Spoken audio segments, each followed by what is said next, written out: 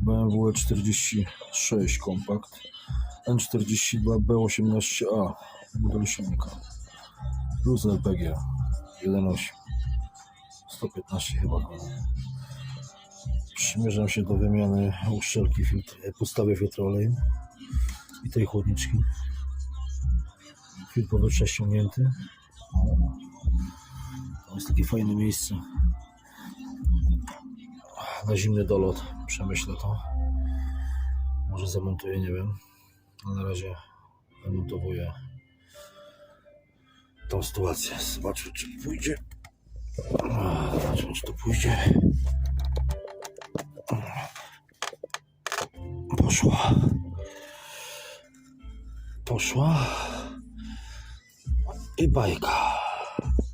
Jak widać, w ręce na pewno jest ponad 25 newtonów.